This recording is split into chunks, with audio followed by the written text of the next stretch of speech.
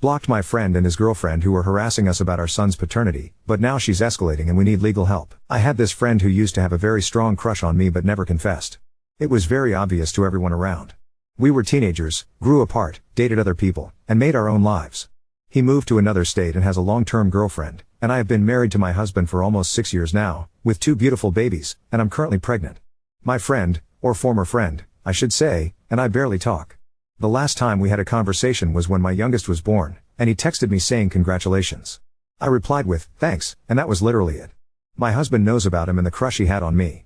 They've met because we are part of the same group of friends, and we've met his girlfriend too. There's no problem with that. I don't reach out to him. All of our conversations before the last one were initiated by him, and they're always like, hello, how are you? Good, and you?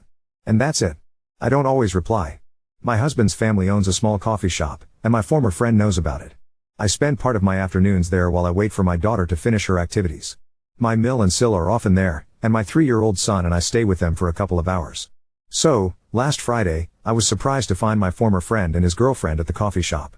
They had rented a space there for a week since he came back to our city to do some photography and video work. He's a visual artist. Part of his team was with them. It was weird, but not a big deal. We crossed paths at the shop, and we all greeted each other. They didn't know I was pregnant, and he looked kinda shocked, to be honest, which was weird and made me uncomfortable because he started acting as if he was nervous. They hadn't met my son before. This was the first time they saw him, and although he didn't really pay much attention to him, his girlfriend did. Honestly, it all made me feel really uneasy, especially when she started staring at my son so much that it gave me chills.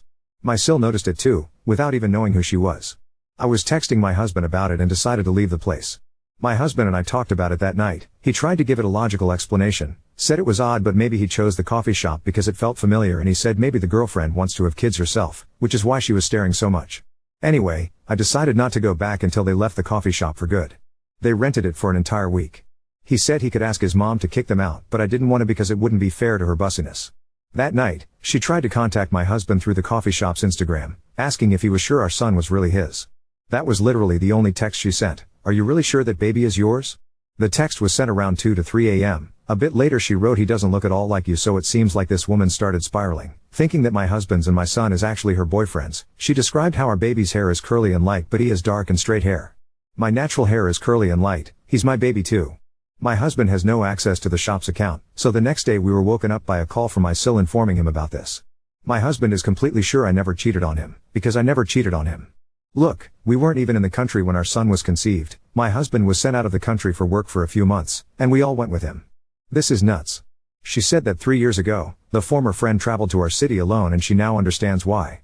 I also got some texts from my former friend asking if I had told something to his girlfriend, like he was accusing me of something. Accusing me, of what? Tell her what? At this point, I just gave my phone to my husband so he could deal with them. I also started receiving very nasty texts and voice notes from her, calling me horrible things. I wanted to just block both of them, but my husband thought it was better to keep the messages in case we needed to get the police involved. On the other hand, my husband replied to her first message and told her he is 100% sure our son is his and that she should take her insecurities elsewhere. She asked if we had done a paternity test, and he said we don't need to. She's now demanding we do a paternity test if we have nothing to fear. Direct texts from her address to me have decreased. I'm staying locked in the house with the kids because we're afraid this woman might do something, as she seems unhinged. Of course, they weren't allowed back at the coffee shop. My Mill also refunded their money because she doesn't want more problems and is beyond angry too. This is also so embarrassing. I can't stop crying. I don't feel in physical danger because they don't know where we live, but I am so full of rage that I can't stop crying. I know this stress is not good for the baby I'm carrying. This morning, my former friend called me. My husband was still at home so he answered the call. He said his GF does not believe anything he says and practically begged me to please do a paternity test so she can calm down. I already blocked them both. She's now using other accounts to comment on the coffee shop Instagram, offending me, saying that our baby is an affair baby and I should be ashamed. At this point, I am not even interested on making her understand. I just want her to stop. So, my Sil came to visit this evening. The girlfriend showed up at the coffee shop this afternoon. She was alone. She was calm and was looking for me, said she only wants to know my version of how things happened, whatever that means. She's absolutely sure our baby boy is her boyfriend's son. Frown all th is makes me want to throw up. She was escorted out and was told she's not welcome there anymore. Sil is meeting her lawyer tomorrow, and my husband will also talk to one tomorrow. Our parents will help us with the expenses so we don't have to stress about money and our upcoming baby. They all are alarmed and concerned. After reading some of your comments, we decided to unblock them. We just won't engage if they try to contact us. They are still blocked on the shop page and that will remain the same. I silenced my notifications, and my husband will check my messages after work in case there's something. This is to help me avoid stress. I've had a very healthy pregnancy so far, and we want to keep it this way. Your comments have been helpful and we thank you. Oop, this is not the first comment suggesting that the ex-friend has lied to his girlfriend. I just don't really get what type of lies could have led her to become this crazy. Or why would he lie? My husband believes she knows about the crush and is jealous, and she just exploded in her insecurities. I can't rationalize it, it's just so messed up. My husband is talking to an attorney tomorrow to see what we can do. They were staying just for 1 week in the city, but that's a lot of time under the circumstances. Update 1.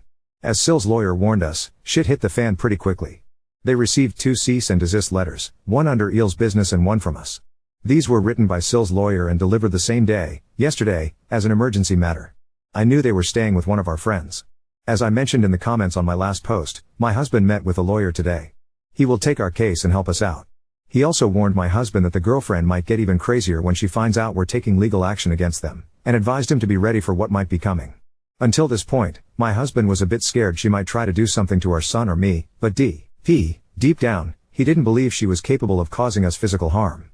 Until now. At first, we talked about me and the kids staying locked at home until they go back to their hometown, but then we decided to keep our routines, with slight changes, mostly because our kids don't deserve to suffer the consequences of this woman's actions. Tuesday was all right and very calm. But today, I was driving out of the garage to take our daughter to her dance lesson when the girlfriend crossed my path. I almost ran over her because I didn't see her. She wasn't screaming, but she was like, stop, stop, stop, stop. I did scream, sorry for my little ones, but I couldn't help but smile. I froze because what the hell was she doing there? How the hell did she find out where we live? Our toddler was like, yeah, whatever, but our daughter was terrified.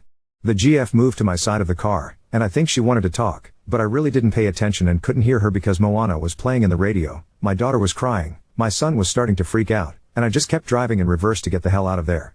Now I'm thinking about a bunch of things I could have done, but in the moment, it was all chaotic, and I just wanted to run away. I called the police when we were far from the house and went back a few minutes later. I was shaking. Then I called my husband, and I took our daughter to the rest of her classes so she could be distracted. It worked for her. But not for me. Jesus Christ. At least in the studio, we were safe and surrounded by people. I asked our mutual friends if they had given her or him our address, but everyone swears on their lives that they didn't. I believe them? Yesterday, they had a reunion to which my husband and I were invited, but we refused to go because it was meant to catch up with a former friend and his GF. She didn't show up, and our mutual friends told me the atmosphere was weird, to say the least. According to what they said, the former friend asked if I was coming, didn't ask about my husband, and kept discreetly bringing me up throughout the night. He only wanted to talk about this mess, asked if I was mad, and dared to say things could go back to normal if I were to do the test. He then proceeded to insult my husband, saying he was controlling me. Now, listen, friends said maybe they misunderstood, but they think he implied my son could be his. I want to throw up. They shut him down because he was upsetting everyone and told him he was being lame, or so they say. That's what happened. So, the reunion ended earlier than expected. We weren't there, but I am angry. My husband is extremely angry, saying if he sees him he's going to beat the S out of him. I'm extremely worried for our son now. One of my female friends told me the girlfriend texted her, asking if the former friend was actually at the reunion with them and requested proof, to which my friend refused to send anything. I now realize it was around the same time she was messaging us on social media, insulting me and telling my husband how she was sure her BF was banging me. I can't with this level of disrespect. Mind you, I was in my pajamas, lying on the sofa like a couch potato, watching TV with my husband at that moment, so joke's on her. It was hard for my husband not to reply, but we are following the lawyer's instructions. We will proceed to sue her for defamation. It is very easy to prove our son was conceived when we were out of the country, but if needed, we'll do the paternity test, only if requested by the court or if it helps to fix this sooner. We tried for a PO on Tuesday. We will try again to get one tomorrow, and after the girlfriend showed up at our house and we filed the police report, our lawyer says we will get it for sure as an emergency resource. Legally, she can't visit the coffee shop either. We're staying at my Sill's place tonight. None of my friends know we're here, and they don't even know where she lives. The kids are all right, they know something is going on, but they seem to be at peace. Our daughter was back to normal after her dance lessons. She is excited because she gets to have a sleepover with her cousin. Our son was mad because he misses his bed. Yeah, buddy, I'm not buying it. It's the same bed where it's so hard to put him down, lol. He gets to sleep with mom and dad tonight, though I don't think I'll be able to sleep. My husband is out installing a Ring camera at our house, just in case he, or both show up. His dad is helping him, so he's not alone, but I will feel more in peace when he comes back to us.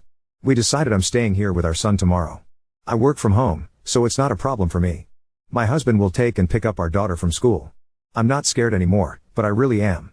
I'm mostly very angry at both of them, but I am remaining calm for my baby. I'm just focusing on the fact that we are safe at the moment, and that's working to ease my mind.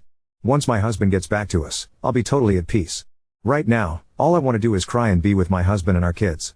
Sil, Mill, and my mom keep telling me it's like a stress release, and hormones are making it way worse for me. It's Wednesday.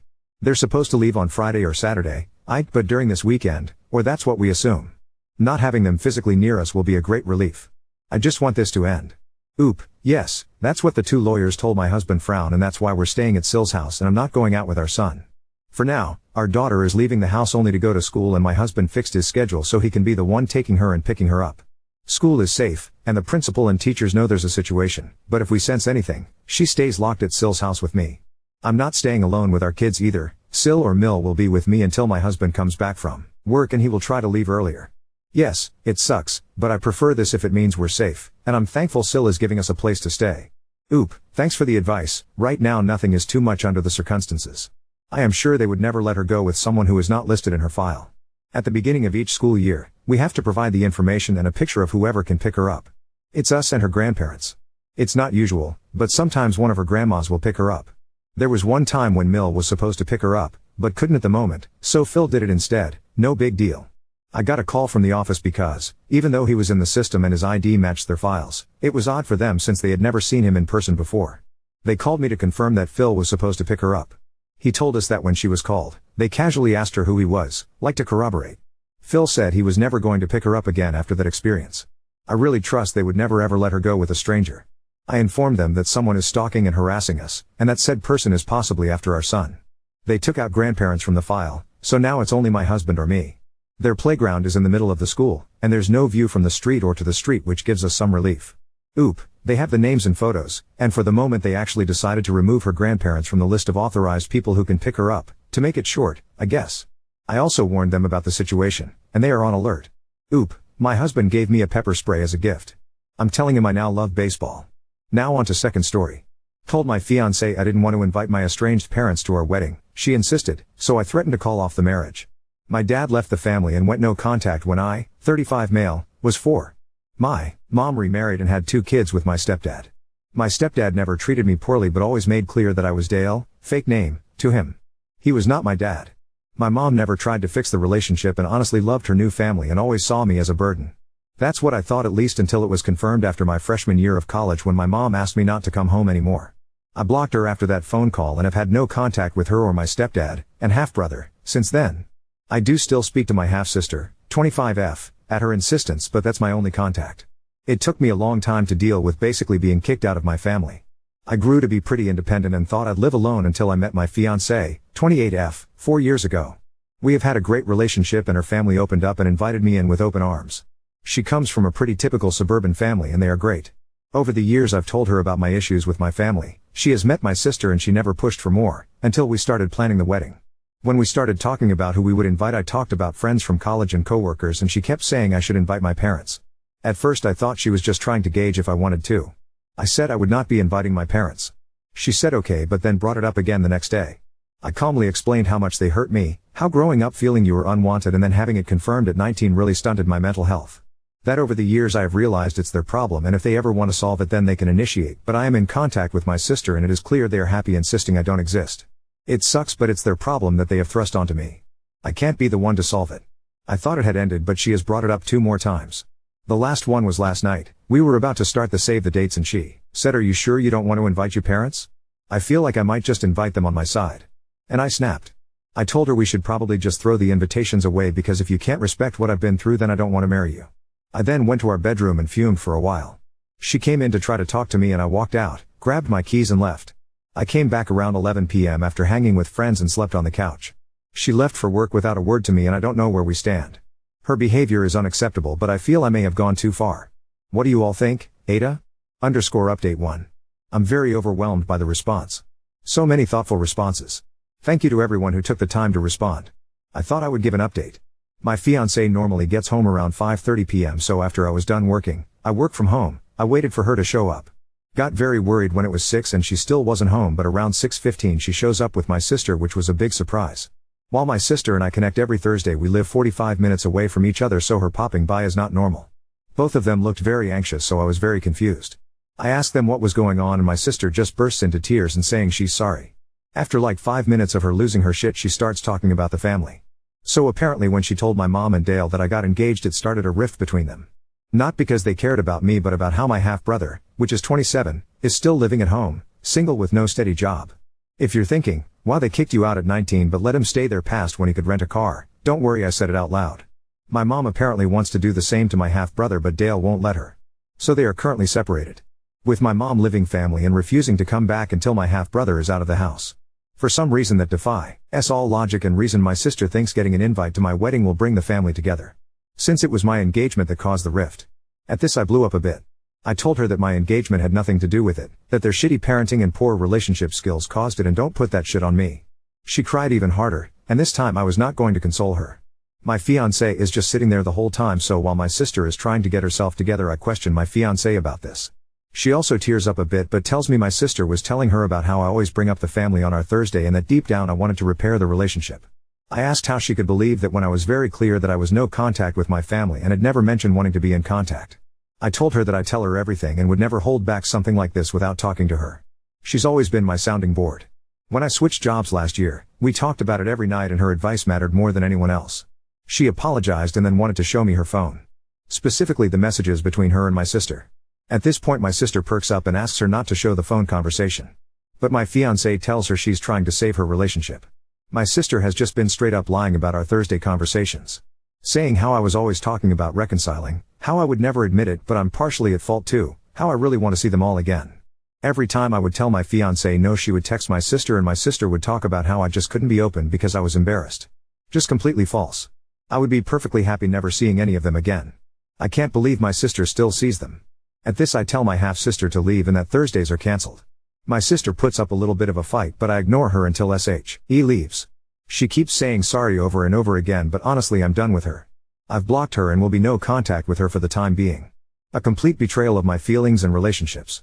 As for my fiancé and I am still very upset. She went behind my back with my sister. Never asked me about it. Let my sister manipulate her and honestly hurt me. I told her I love her but my trust is broken. We've agreed to go to couples therapy and see if we can repair the relationship. I hope we can, but I'd say it's a toss-up for me. She's got a lot of work to do. _update 2. A lot has happened, I'm just going to try and spill it in order for you all. So after my sister left, I told my fiancé I loved her but I didn't trust her currently. That I felt she took my sister's side instead of mine. So I continued to sleep on the couch for a couple of nights. She was walking on eggshells around me and I hated it, but I also just wasn't ready to forgive her.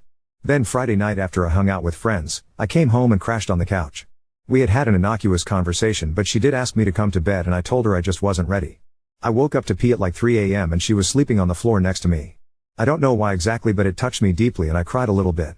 It meant so much to know that she wanted to be near me even when I was being unloving. It really turned the tide. I woke up a few hours later and she was making me breakfast. A surprise, as Saturday is usually my big breakfast making day. We sat down to eat and she was keeping the conversation light, still on eggshells. But I decided to tell her a story from my childhood. I told her how Dale used to make breakfast for the family, but never included me. I was older so I slept in and when I got up, there was rarely any breakfast left, and if there was it was in the fridge and no one would eat with me. I told her how much Saturday brunch with us meant to me and how I hadn't ever talked about it and that wasn't fair to her. She looked at me with tears in her eyes. She apologized again but I told her I didn't need it. That I forgave her, and while I still want to do couples therapy because I think it'll help me express my family issues with her in a healthy way, I'm ready to send out the save the dates. I then asked her to massage my back because the couch was a nightmare to sleep on and she knew I was serious. I don't love people touching me, except my fiancé, and I had really not allowed it since the original incident. I know most of you did not want me to forgive my fiancé, but I love her. And she loves me. She made a huge mistake but she's never experienced anything like what I went through. And she showed remorse. As for my sister, my mom reached out via a phone number that I didn't recognize and told me I should forgive my sister. I told her to screw off and she just confirmed my sister really had never had a relationship with me at all because if she knew me, she would know that contact with my mom would only make the situation worse. I then blocked the number. This happened Thursday evening. She tried to come by Sunday but my fiancé and I were out. She left a note apologizing and saying she did not ask mom to contact me and she's sorry she did that. My fiancé wants nothing to do with my sister anymore but left the decision up to me. I told her that she was my family, so if she didn't want her there, she wouldn't be there. A little jab for sure, but she took it well and said she didn't want her there. We have been getting back to normal. It will still take time, and I think I may try individual therapy because as I was thinking about all the incidents, I'm not so sure the family situation is worse than even I have acknowledged, and it might be time to really deal with it. The save the dates were sent out yesterday and everything is still on. I'm not sure I'll update again, but thank you all for letting me process and vent.